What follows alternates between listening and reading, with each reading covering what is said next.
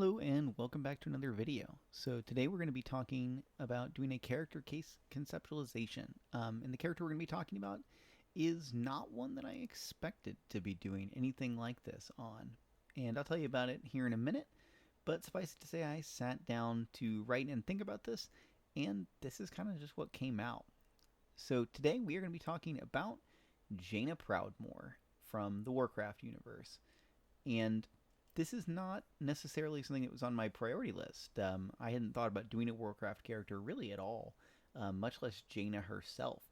But recently been playing a decent amount of World of Warcraft and finally got around to sort of interacting with her story in the most recent expansion for the game. This really inspired me to talk about her a little bit. So that's what we're going to be doing today. So to refresh your memory, when we're looking to do a character case conceptualization, we're really looking at three separate simple things. The first one is, what are we seeing? What does the character do? What's their history? All of that. The second piece is, how do we understand that information? What do those things mean? What can we infer? What does that mean to us? And the third one is, what can be done with this information? Generally, this can be, how do you help this person? But this can also be story notes of what we want to see happen, anything like that. So with those things being said, let's talk about Jaina a little bit. So for those of you that don't know, Jaina's backstory is that she was born to a ruler of a pretty powerful naval nation, and she is eventually discovered to have magical abilities, is sent to Dalaran, which is the most powerful place run by mages. All powerful mages are trained in that city. So she's sent there, ends up growing up in and around it with powerful people, ends up in sort of love triangle with, two really important lore characters in the Warcraft universe. And then that's sort of the things that happen before when we get into Warcraft 3, where most people, I think, know her story because she's one of the chief plot characters in Warcraft 3. But her actions in the game, if you haven't ever played it, basically speaking, she is a voice of reason kind of character, ends up being one of the main heroes after she contributes her forces and sort of leads them to a new area of the world, and ends up saving the world, at least with the aid of her allies. And some of the major notes of her backstory that maybe aren't included in that are maybe important for us to talk about here. Shortly after the end of Warcraft 3, she actually is confronted by her father, who comes to find her after her trip across the ocean. And she actually makes a choice that, in some direct or indirect ways, leads to the death of her father, where her father jeopardizes basically world peace and jeopardizes safety of Jaina and her people. And she chooses to let past enemies, really, attack and kill her father. And that's a big piece of her character, which then gets explored later in World of Warcraft and other things. She becomes, at equal parts, she becomes a leader of a major city in the Warcraft universe. She becomes the leader of Dalaran at some point in the game. But maybe those things aren't as important. We'll talk about them as they come up, but that's sort of a brief synopsis. She's actually a focus character of Battle for Azeroth, the most recent World of Warcraft expansion as of this recording. So, with all that being said, what do we actually see from Jaina's character? So, one thing that is very consistent when we see Jaina characterized, whether it is in the games, whether it's in comics, whether it's in books, is we see guilt and we see grief very consistently for Jaina. So, part of this is maybe grief at like loss of important things, where she, as a child, a fairly young child, was separated from her family, and there's loss there, right? She loses, arguably someone she loved. Arthas, he turns into, a horrifying monster that murders people and almost destroys the world. But also we see things of her guilt for her actions or inactions. So she carries a lot of guilt around the death of her father. She carries a lot of guilt for the death of a lot of her people and a lot of her followers, at the hands of a war criminal. She also bears a lot of guilt and grief over death of very close friends, and that stacks up on her. In the most recent expansion for World of Warcraft, she spends a lot of time really processing those major pieces of guilt and grief, and that's a big deal for her character. We also see social family life strain. So she's separated from her family and has conflict with them whenever she meets them again. This happens for her father, this happens for her mother, and in some ways even happens for her brother, or brothers, depending on how you want to look at it. But part of this is natural, as in she went to Dalaran and had to be separate from them, but her actions really do cause significant strain in those family relationships. And, part of her most significant suffering within her recent years is due to the strain between her and her family. And, it feels important to mention here. Another thing that I think is really worth exploring is her reactivity. So Jaina is often, or especially early on in Warcraft 3 and early World of Warcraft, is portrayed as a very reasonable character. A character that, is the peacemaker, who is the person thinking the long game and trying to bring people together. And we also see these really extreme moments for her, despite this reputation, where she is extremely reactive, where she makes really difficult, really questionable choices because of things that happen to her. And some of them are justified and some of them are less so, right? So she is extremely reactive when she is challenged in some ways. So in one of the World of Warcraft expansions, in Mists of Pandaria, she essentially turns on a huge subsection of people that she's supposed to be leading, and imprisons and in a lot of cases maybe even kills them because some of them betrayed her, and that wasn't something she was willing to do. She very nearly wipes a whole city off the map, as vengeance for her own people being killed, which again is maybe reasonable and makes sense in context. But she really advocates and is very extremely reactive in these situations that would lead to a lot of people getting killed, a lot of innocent people getting killed. And that's not consistent with her character necessarily and her values, but it is worth mentioning here. Another thing is when the world needs her most, in a specific case in the Legion expansion, she straight up bounces. She just leaves the most powerful magic city in the world to a bunch of others. And arguably she spends time fighting for the world on her own terms, but she straight up leaves when people need her the most, and that's pretty severe. This goes into my next point too, of dereliction of duty. So she straight up abdicates leadership of an extremely important group to the safety of the world because she gets challenged and she loses a vote on something.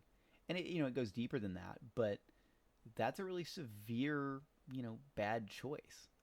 She lets herself be captured in Battle for Azeroth out of a sort of sense of guilt that keeps her from doing the job she was actually sent there to do. And it turns out okay, but in some ways she very much abdicates things she must do. And this partially plays into the guilt and grief too, because there's a very important moment in Warcraft 3 where she doesn't do something that maybe is her duty. She doesn't stop Arthas from killing a whole bunch of innocent people. And she regrets that later, of course, but you could argue that it is her moral duty as a person to stop those kinds of things from happening. So there's that as well. And the last one here, near and debatable crimes. I mean to include a bunch of questionable things that she does. So the aforementioned, she almost wipes an entire city off of a map in retaliation for a bunch of murders committed by some of those people, but she would have wiped a city off the map that had innocent civilians in it. She advocates for destroying whole factions of people just based upon their associations, and not in keeping with what used to be her values. And imprisoning her own people and potentially killing them because of something someone else did is debatable. I think there are some of them where she almost does something really horrible and is stopped, but there are some where she arguably really abuses her power in a negative way, and that's a big deal here. So that gives us some of what we've seen. It would take a really long time to go over every characterization of Jaina, but let's talk about how we understand this. So, for me, from my point of view, Jaina has dealt with a lot of loss, and some of that is normal and some of that is really extreme, but it explains a lot about her character. The more she loses over time, the less sane, the less reasonable she becomes, which makes a lot of sense given the amount of loss and the strength of the loss that she deals with.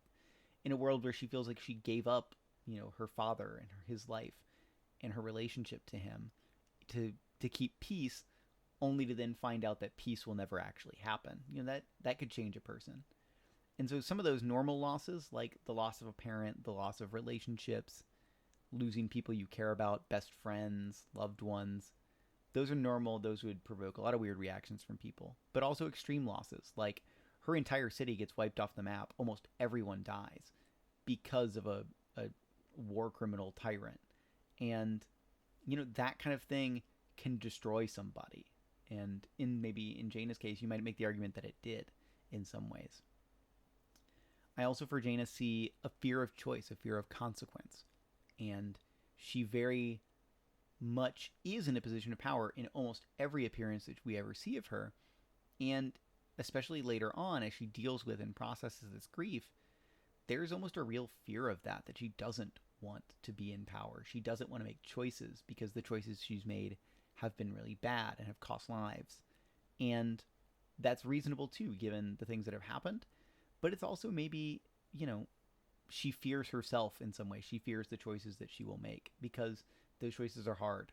And I definitely agree with that. But it becomes unmanageable when you are a person that's supposed to be safeguarding the world, that's supposed to be safeguarding large groups of people.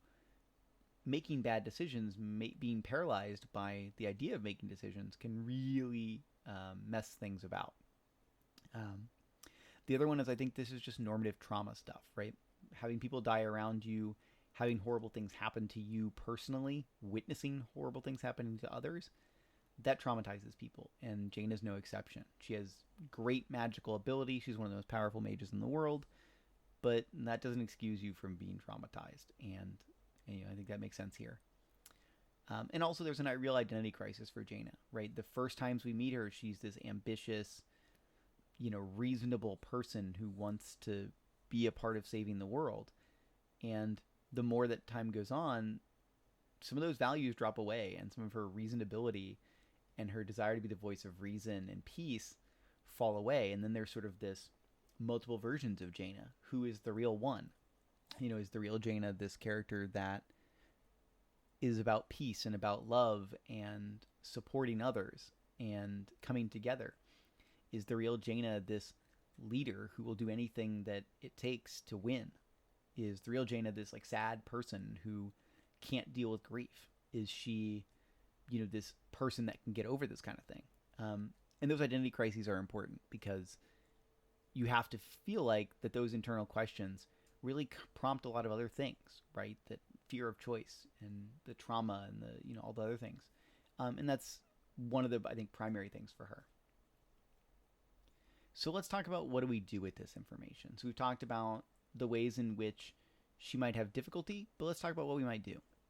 So a big one that comes up for me is healing the guilt and the choices. And this kind of happens to a degree based on your interpretation of the most recent World of Warcraft expansion. But Jaina needs to really grapple with the guilt and grapple with all the choices she's made, both good and bad, and learn from those things. That these are the good choices you made. This is the kind of person you want to be. These are bad choices you made that don't reflect who you are. And I think that's a really big point when you're a person with a lot of power that needs to use that wisely. I would also put forth the argument that she needs to have a reparative experience. So these reparative experiences could be to her relationships with others. They could be to relationships with power. But she also needs to have positive things happen to her that show her the world isn't a dark and scary place, that show her there is hope, that maybe help her restore her connection to those previous values. Another thing is coming with that connection to other people, right? So she has a living mother, she has a living brother, maybe two living brothers, again, depending on how you argue it. She needs to have connections to these people and her friends and her family, right? So Anduin, who's the king of the Alliance, she is like a family figure to him. And her connections to these kinds of people can really help restore her in a lot of ways and bring her back to who she was or who she wants to be now. I think it's also maybe worth mentioning that there used to be connections to other people, maybe on the other side of the faction divide in World of Warcraft, and those kind of connections maybe would be important as well. Not that she needs to forgive them or deal with it differently, but that those people might be able to remind her that it isn't all bad, you know? And the last thing I would think about here is finding ways to have a healthy relationship for her to her power. Because her power is such that she's never going to be able to just kind of disappear and sink into the background, you know? That she's always going to be asked to do extraordinary things. She's always going to be in a position of power over people. And that she needs to find a way to make that make sense for her. Whether that's using it wisely, whether that's using it in new and different ways that she hasn't tried before. But she needs to find ways to be okay with the power that she has and then be able to get on with her life. Because arguably that power won't go away, and arguably the demands of it will never go away, right? So there's sort of that Spider-Man, like great power, great responsibility thing. She needs to find her own novel solution to that. And I think that's a big, important deal. So, with all that being said, that's sort of my thoughts and interpretation of Jaina Proudmoore, the character. How maybe she's defined and maybe what would be interesting for her moving forward. So, remember that when we're doing a case conceptualization for these characters, we're really only looking at three things. What are we seeing? How do we understand? And what can be done? And if you can answer these three questions about really any character, anyone you know can talk to you about them. That's why this whole thing exists, and I encourage you to do so. I'd love to hear your ideas and maybe different alternative takes in the comments, as well as maybe how you understand what has gone on. You know, what did I miss? You know, but with that being said, I'm going to go ahead and see you in the next one. Thanks.